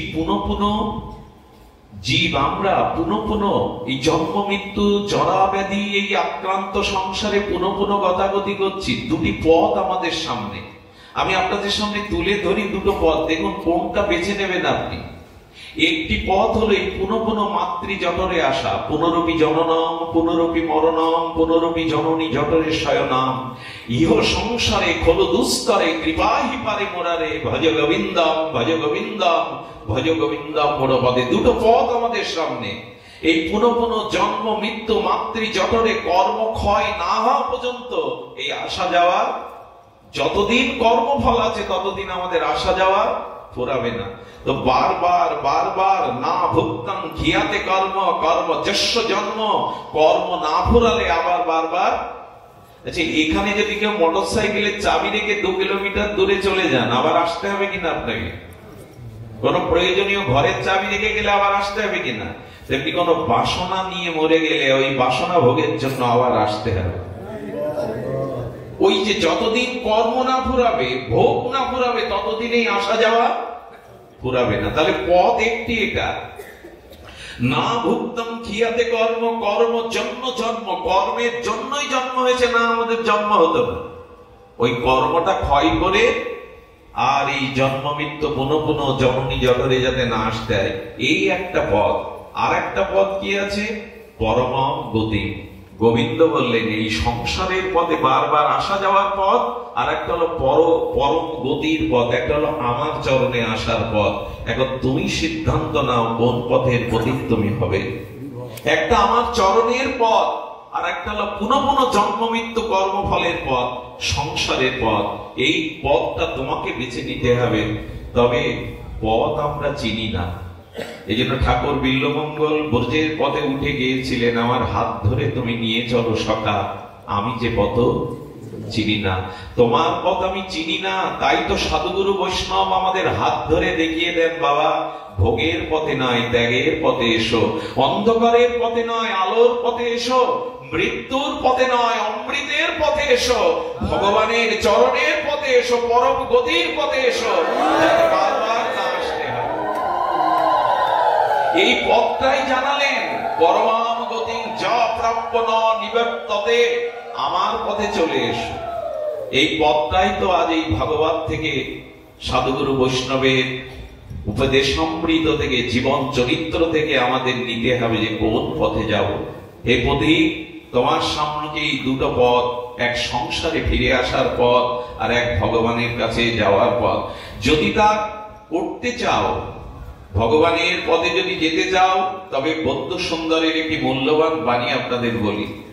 আমাদের আঙিনার বৌদ্ধ সুন্দর এই মহা উদ্ধারণ লীলাতে তিনি বলেছিলেন, শূন্য থেকো না সদা স্মরণ বই। ছোট্ট কথা, কিন্তু অতল স্পর্শী কত গভীরতা।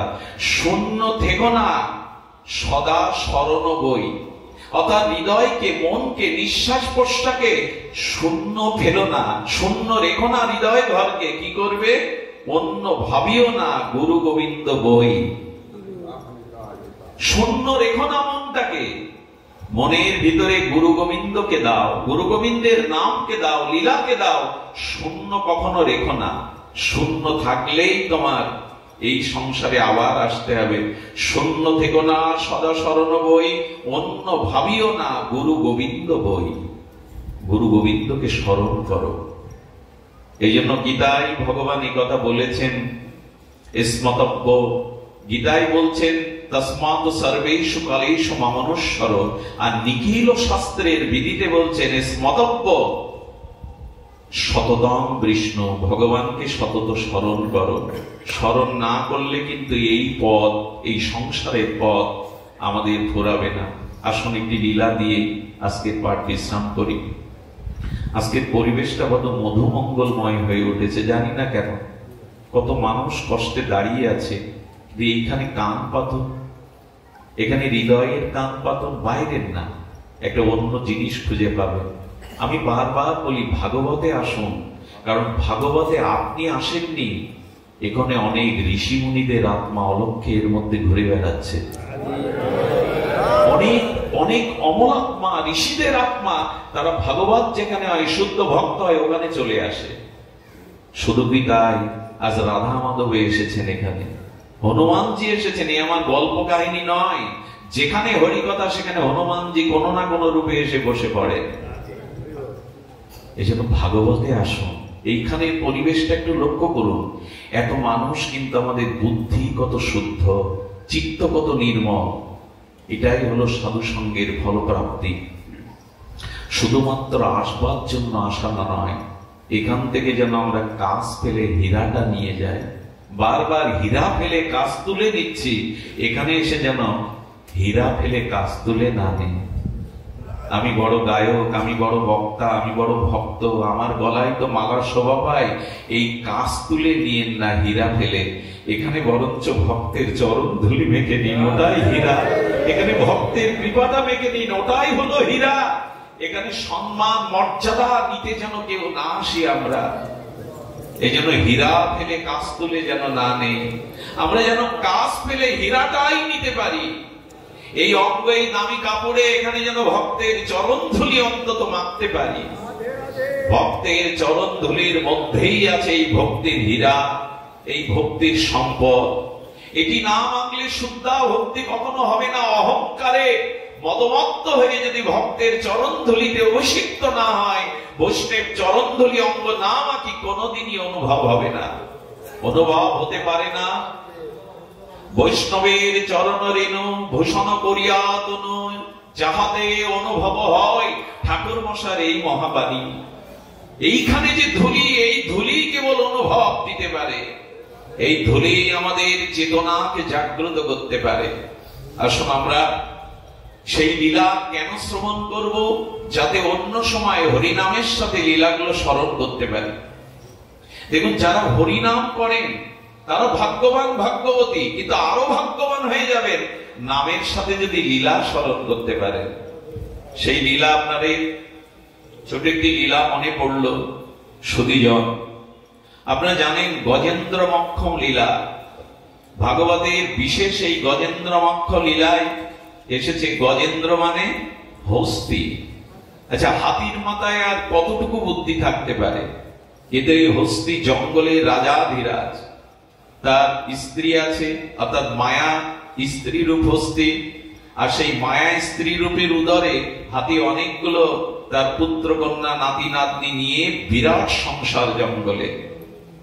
এই জঙ্গলে থাকতে থাকতে গজেন্দ্র অর্থাৎ হস্তি বলছে স্ত্রীকে, পুত্রকে, নাতি নাতনিকে, চলো এই জঙ্গলের মধ্যে স্বচ্ছ সরোবরে পদ্ম ফুটেছে, সেই পদ্ম ফোটা স্বচ্ছ সরোবরের নির্মল জলে আমরা একটু অবগাহন করে আসি।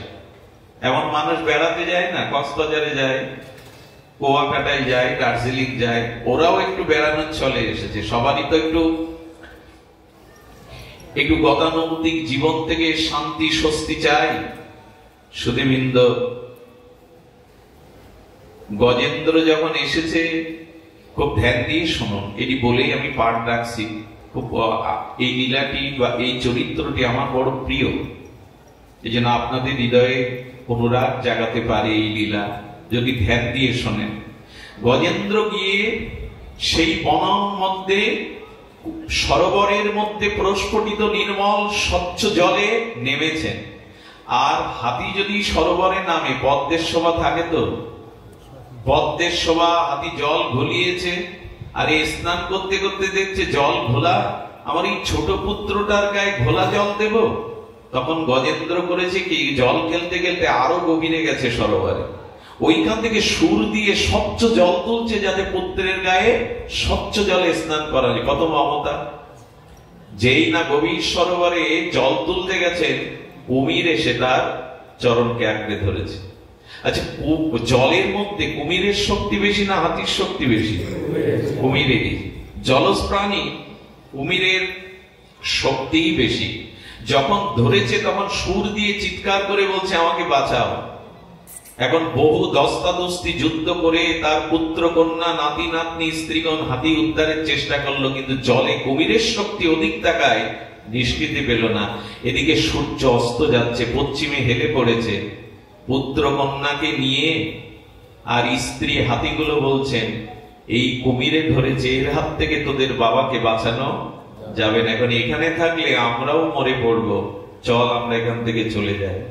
যখন তারা ওকে মৃত্যুর মুখে ফেলে একাকী চলে যাচ্ছে, তখন গজেন্দ্র বলছেন বাহ, যাদের সুখের জন্য এত আয়োজন, যাদের জন্য এই জল কেলি, তারা আমাকে মৃত্যুর মুখে ফেলে আজ বিদায় নিচ্ছে। গজেন্দ্র শুধু গজেন্দ্র লীলা সুখদেব গোস্বামী শোনাচ্ছে না, আমাদের শোনাচ্ছে তোমাদেরও পরিণতি। যাদের সুখের জন্য সারাটা জীবন ব্যয় করলে, তারা দুরারোগ্য ব্যাধি হলে, মলমূত্র বারান্দায় ত্যাগ করলে, তখন তারা ধীরে ধীরে তোমার মমতা থেকে, তোমার থেকে ধীরে ধীরে তারা দূরে সরে যাবে। এটাই সংসারের নিয়ম। বোঝো না কি? আর কবে বুঝবে যে সংসারে কেউ কারো নয়, আমি স্বার্থ দিতে পারি, সুখ দিতে পারি, তাই তারা আমাকে মনে রাখে। যেদিন ওদের সুখ আর দিতে পারবো না, আমার কারণে ওদের ক্ষতি হবে, সেদিন ধীরে ধীরে আমার থেকে মমতা সবাই তুলে নেবে। হাই রে সংসার! গজেন্দ্র বলছেন হাই রে সংসার, আজ আমাকে মৃত্যুর মুখে রেখে সবাই চলে গেল, কেউ এলো না। তখনই তার মনে হলো, ও আমি হস্তিকুলে জন্মেছি, তবে জানি যার কেহ নাই তার একজন আছে। যার কেহ নাই তার তো একজন আছে। এই কথা মনে করে উনি সুর দিয়ে ভগবানকে আহ্বান করেছিলেন। 28টি শ্লোক স্তুতি করেছিলেন। ভাবতে অবাক লাগে, ভাগবতে গজেন্দ্র মক্ষম লীলাতে 28টি শ্লোক স্তুতি করেছেন, কিন্তু এই 28টি শ্লোকের মধ্যে একবারও ভগবানের নাম নেন। মাধব, গোবিন্দ, মধুসূদন, কৃষ্ণ, শ্রীরাম, একবারও ভগবানের নাম নেননি। কিভাবে ডেকেছে জানেন? ডেকেছেন আমার হৃদয়ে, সকলের হৃদয়ে তোমার অবস্থিতি, তুমি সৃষ্টিকর্তা, তুমি বিশ্বের হিতকর্তা, হে বিশ্ববিধাতা, এইভাবেই ডেকেছেন। একবারও গোবিন্দ, রাম, কৃষ্ণ, মধুসূদন এই নাম নেননি। 28টি শ্লোক করেছেন সুখদেব গোস্বামী, সুখদেব ভগবান। মহারাজ পরীক্ষিতকে যখন গজেন্দ্র মক্ষম লীলা ভগবতে শোনাচ্ছেন, সুখদেব গোস্বামীর কাছে করজোরে পরীক্ষিত মহারাজ বলছেন, প্রভু ভগবান শ্রী গুরুদেব, একটা কথা আর একটু সংশয় যাচ্ছে, হাতি হয়ে ভগবানকে স্তুতি করছে, ভগবানকে ডাকছে, হাতির এই বুদ্ধি কোথা থেকে এলো? একজন হস্তি, সে ভগবানকে ডাকবে, ভগবানকে আহ্বান করবে, ভজন করবে। সুখদেব গোস্বামী তখন হেসে বললেন, ভজন কেন করছে জানো? অন্য হাতিরা কেন করছে না জানো? ওর পূর্বজন্মের ভজনের সংস্কার আছে। আমি খুব দৃঢ় কণ্ঠে বলতে পারি, যারা এই ভাগবত দিচ্ছে আর যারা ভাগবত শুনতে এসছেন, আপনাদের এক জন্মের সংস্কার না, অনেক জন্মের আসা যাওয়ার সংস্কার আছে সাধু সঙ্গ, তাই এসেছেন আপনারা। এক জন্মের সৌভাগ্য সংস্কার এটা হয় না। এই পাড়া প্রতিবেশী কালকে অনেকেই দেখবে বলবেন, এই লোকগুলো করে নাকি? কেউ কেউ এরকম মুক্তি করে, এই লোকগুলো করে কি? আরে ওখানে বসে বসে কি করে ওরা? কাজ নেই, খেয়ে দে। ও কেন বলে জানেন? ও কেন এখানে আসেনি জানেন? ও কেন টিভিতে ক্রিকেট দেখছে জানেন? ও কেন বন্ধুদের সাথে আড্ডা দিচ্ছে কেন জানেন? ভগবানের ভজন করবার জন্য, সাধু সঙ্গের জন্য অনন্ত জন্মের সংস্কার লাগে। এক জন্মের সংস্কার এটা। যারা আসেন মনে করবেন না এমনি এসেছেন, আপনাদের পূর্ব জন্মের স্বীকৃতি আছে। বহু নাম জন্ম নামান্তে জ্ঞানবানাং প্রবর্ততে বাসুদেব সর্বমিতি স মহাত্মা সুদুর্লভ। এক জন্মের স্বীকৃতি দেখেও আমার ভজন পথে আসতে পারে না অর্জুন।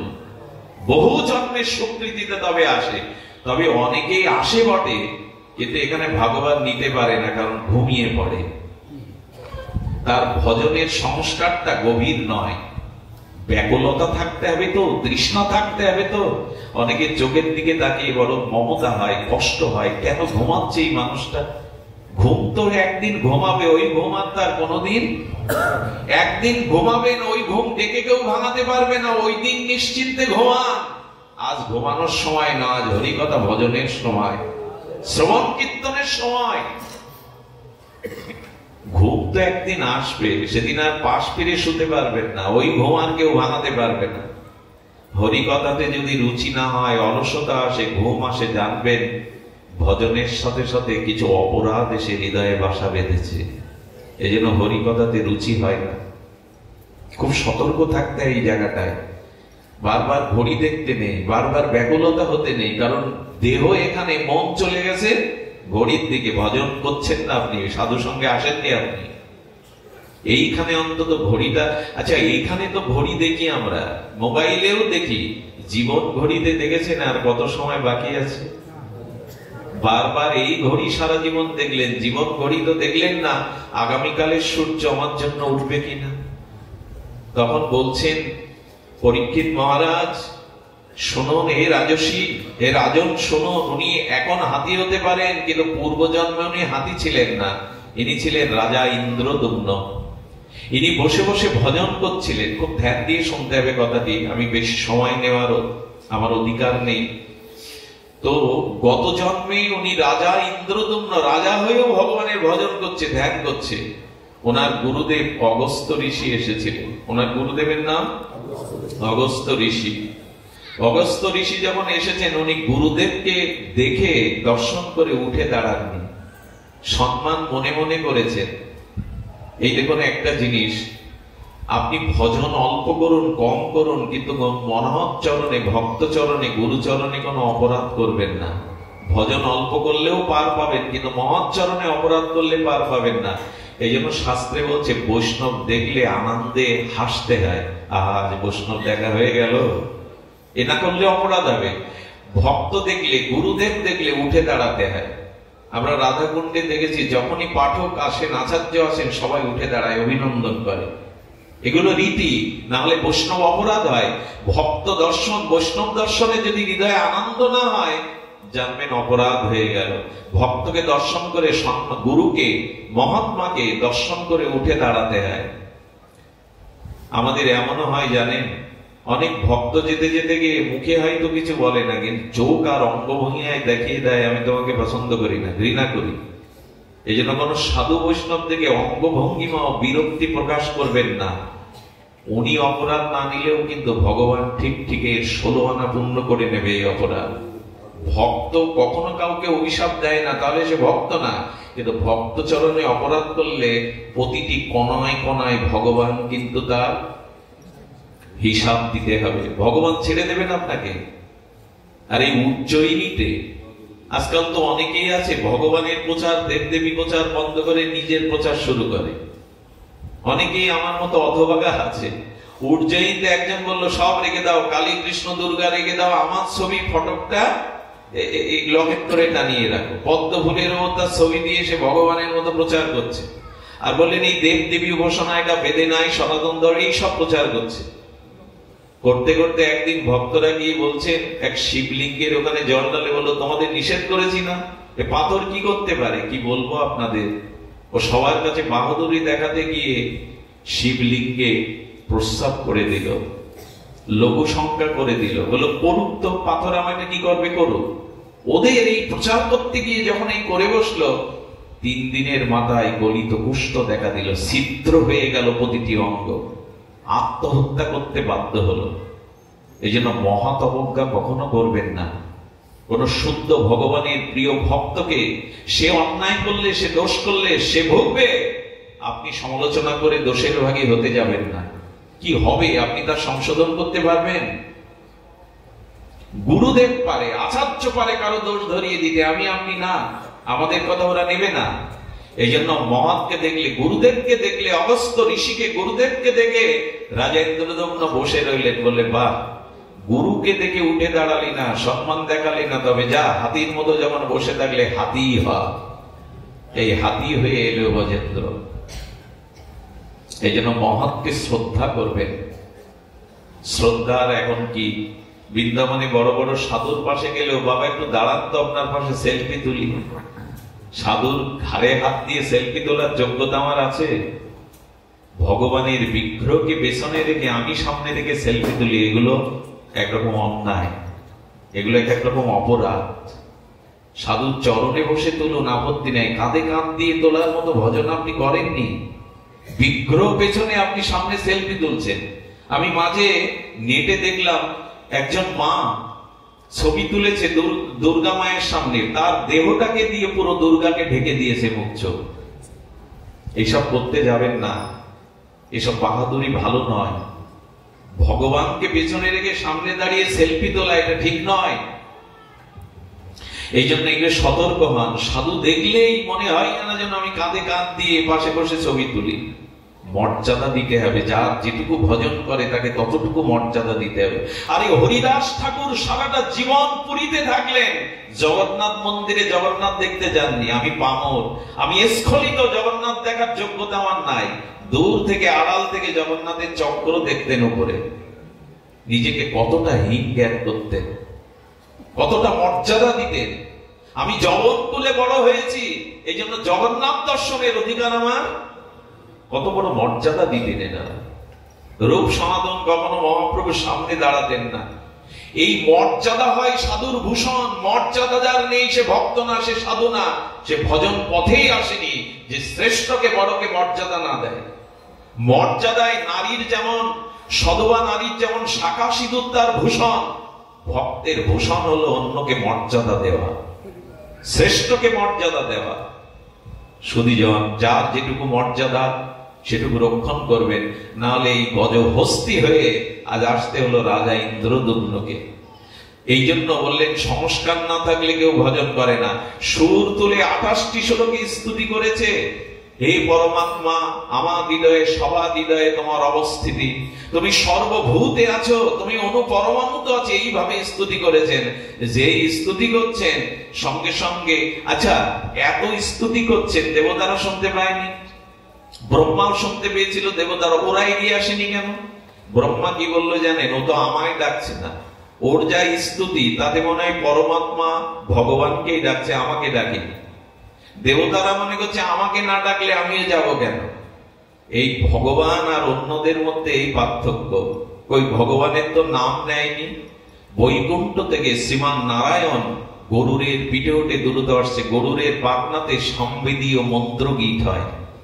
সেই গরুরের পিঠে উঠছে আর কুমিরটা ততোধিক টেনে নিয়েছে, আর একটু অল্প জল বাকি আছে, কুমিরটাকে জলের মধ্যে নেবে। ভগবান তখন দেখছেন আমি যদি গরুরের পিঠে যেতে যাই, আচ্ছা বিমানে এলে ল্যান্ড করার পর একটু দেরি লাগে না নামতে? গোবিন্দ চিন্তা করেছেন আমার ভক্ত তো এত দেরি করলে এতক্ষণ জলের মধ্যে কুমির নিয়ে যাবে, তাই গরুরকে ছেড়ে দিয়ে ভগবান লাভ দিয়েছে। ধন্য ভগবানের কৃপা, ধন্যবাদ করুণা। গরুরকে ছেড়ে দিয়ে উনি লাভ দিয়েছেন যে নামতে গেলে গরুরের পিছন দেশ থেকে দেরি হয়ে যাবে। আর ভগবান যখন ভক্তের রক্ষার জন্য নেমে আসছেন ভক্ত বৎসল, গজেন্দ্র দুটো ছোট চোখ দিয়ে দেখতে পীতবরণ, চারি হস্ত, শঙ্খ চক্র, গদা পদ্ম, তার উজ্জ্বল জ্যোতিতে আকাশ যেন আলোকিত হয়ে গেছে চারিদিকে। এই দিব্য জ্যোতির্ময় ভগবানের চিন্ময় রূপ দেখে আর কুমিরের যন্ত্রণা, মৃত্যুর কথা, ভগবানকে দেখলে আর মৃত্যুর যন্ত্রণা থাকে? যেই দেখেছেন বললেন ভগবান তুমি কমল বড় ভালোবাসে, এই জন্য পদ্ম ফুল ভগবানকে দিতে হয়। পদ্ম ভগবানের খুব প্রিয়। তুলসী বাগান আর পদ্ম বাগানেই ভগবান বেশি থাকেন। আচ্ছা, গোবিন্দে ভগবানের হাতে কি আছে? শঙ্খ, চক্র, গদা, পদ্ম। পদ্মফুল ভালোবাসেন বলেই তো শ্রীহস্তে রেখেছেন। ভগবানের চরণের বর্ণনা দিতে গিয়ে কি বলেন? চরণ কমল পদ্ম। তার হাতটাকে কি বলে? কর পল্লব। অর্থাৎ সবকিছু গোবিন্দের নয়নকে বলে কমল আখি, অর্থাৎ কমলের সাথে প্রিয়তা আছে। হাতি দেখলো অনেক পদ্ম ফুল ফুটে আছে, আমি আর ভগবানকে কি দেব? কিছুই তো দেওয়ার নেই, তাই একটা পদ্ম তুলে ছুড়ে দিয়েছেন, ভগবান ওটা হাতে করে নিলেন ভক্তের দেওয়া। নিয়েই উনি নেমেই সুদর্শন চক্র দিয়ে দুইজনকে টেনে তুললেন, কুমির এবং গজেন্দ্রকে। কুমিরের মস্তকটা সুদর্শন চক্র দিয়ে কেটে দিলেন, গজেন্দ্রকে নিয়ে উনি বৈকুণ্ঠে চলে গেলেন। বৈকুণ্ঠে গিয়ে যখন বৈকুণ্ঠ নারায়ণ বৈকুণ্ঠ পরিকার যাচ্ছেন, বৈকুণ্ঠে যেতে গেলে তার আর জন্ম মৃত্যু থাকে না, চারি হস্ত পরিকর হয়ে যায়। আর বৈকুণ্ঠে যখন কেউ যায় তখন ওখানে অভিনন্দনের জন্য বরণডালা সাজায় পরিকররা, বলে আজ আমাদের ভগবান একজনকে আনতে যাচ্ছেন আমাদের পার্শ্বদকে। ওরা বরণডালে সাজিয়ে অপেক্ষা করছে। ভগবান গিয়ে দেখছেন গজেন্দ্রকে বৈকুণ্ঠ পরিকরে নিয়ে যাওয়ার আগে আর একজন নতুন পরিকার পাশে দাঁড়িয়ে। কমলা দেবী, লক্ষ্মী দেবী বলছেন, এ কে? এই নূতন বৈকুণ্ঠের পরিকার এ কে? বলে প্রভু ওকেই তো আপনি আনতে গিয়েছিলেন। বলে আমি তো আনতে গিয়েছিলাম গজেন্দ্রকে, ওকে। লক্ষ্মী দেবী যে কথা বলেছিলেন আজকের অনুষ্ঠানে একটু সার কথা। লক্ষ্মী দেবী বললেন, প্রভু ও কে জানো? ওই কুমিরটাই। আমি তো গজেন্দ্রকে আনতে গেলাম, কুমিরকে আনতে যাইনি। কুমির আমার আগে বৈকুণ্ঠের দূত হয়ে ফিরে এলো। লক্ষ্মী দেবী তখন বলেছিল, প্রভু তোমার একটা বাণীতে আছে, শাস্ত্রে আছে যে গোবিন্দের ভগবানের চরণ ধরে আছে, তার ভগবান প্রাপ্তিতে বিলম্ব হতে পারে, নাও পেতে পারে, কিন্তু যে ভগবানের ভক্তের চরণে পড়ে আছে সে নিঃসংশয় ভগবানকে পাবে। এই দেখুন শাস্ত্রের কত বড় মর্ম কথা, যে ভগবানের চরণ ধরে আছে তার বিলম্ব হতে পারে ভগবান পেতে, বা নাও পেতে পারে কোনো কারণে, কিন্তু যে ভক্তের চরণে পড়ে আছে চরণ ধরে, গুরুচরণে, সে অবশ্যই আগে ভগবানকে পাবে। প্রভু তোমার ভক্তের গজেন্দ্রের চরণ ধরেই তো ছিল, এই জন্য তোমার আগে আগে ওই বৈকুণ্ঠে পরিকর হয়ে চলে এসেছে। এই জন্য যারা ভক্ত চরণে শ্রদ্ধা ভক্তিতে পড়ে আছে তারা একদিন না একদিন ভগবানকে পাবেই পাবে। সুধীবৃন্দ, আমি এই বাড়িতে আমার জীবনের প্রথম এই অঞ্চলে পাঠে আসি, আমার স্মরণ নেই সালটা। এই ছেলেটাই কালী পূজা দিয়ে, শান্ত যার নাম, এই বাড়িতে শান্ত বলে আমি ওকে ডাকি।